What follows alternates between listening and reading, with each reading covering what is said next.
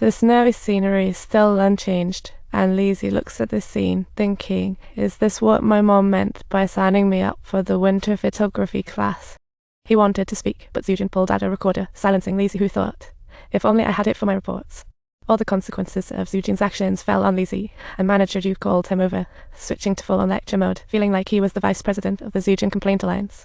Complaint calls surged, and if Xuejin doesn't grasp workplace rules by tomorrow, it'll be tough for Liezi. Ultimately, Liezi had to bear all losses, becoming the scapegoat. Seeing Xuejin's message again, he thought, great, here we go again. He wondered whether to reply or not, feeling like he was in some sort of psychological battle. So, just casually mentioning, see you tomorrow, folks. Liezi didn't understand why he was being questioned when he had done nothing wrong, and suddenly felt like a wronged victim in the workplace. He typed, I did nothing wrong, but soon anxiously changed it to, if wrong, sorry. At the last moment, he really wanted to say, sorry, I really messed up. Liezi's mistake was caring too much about others, silently thinking, I shouldn't worry about their fragile hearts. Just then, his phone lit up with a low battery warning, and in the end, that message never went out.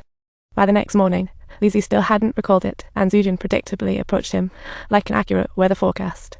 Liezi finally couldn't hold back any longer and asked, why do you have to do this? She responded calmly, it's a natural right. Don't you think that's reasonable?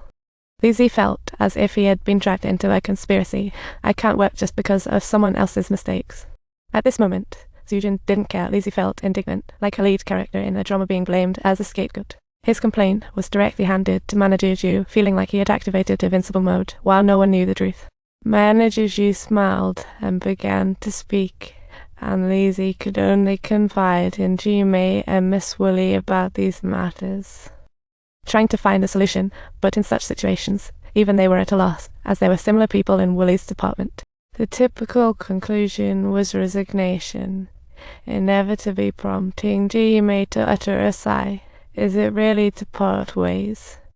Perhaps it was due to the fear of growth, as becoming part of society really is unsettling. So, growing up, one protects oneself, besides parents. No one's obligated to help. Who wants to hide forever under a glass dome with a fragile heart? In that case, just stay inside. On the second day at work, Liezi did his best to avoid Xuejin, terrified she'd misunderstand again and hurt her fragile heart. But Manager Ju summoned Xuejin and Liezi, derailing his avoid Xuejin plan.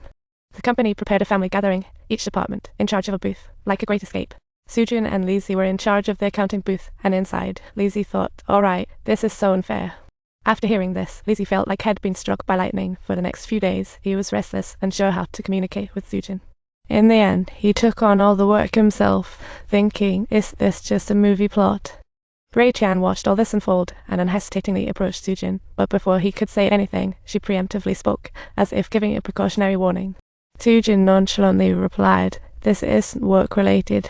I'm just here to be the manager's expert. Xuejin was surprised. Expert?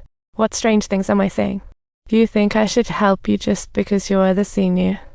You're just like everyone else. Xuejin felt it was too awkward. Some words remained unspoken. They were both in a joint effort, yet Xuejin completely missed that point.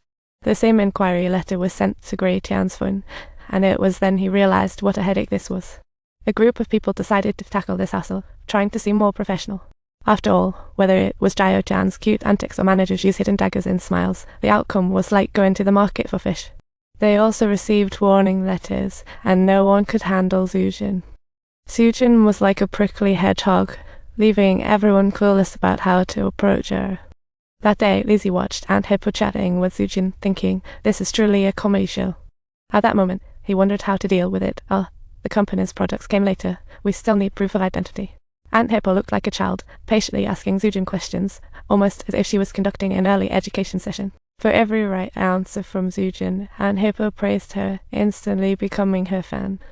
Within an astonishingly short period of time, Xuejin managed to cook up delicious fried noodles, a skill that even surpassed Liezi's specialty, making it seem as though the entire event situation had instantly turned around. Everyone was praising her as if she had staged an astonishing dramatic turnaround.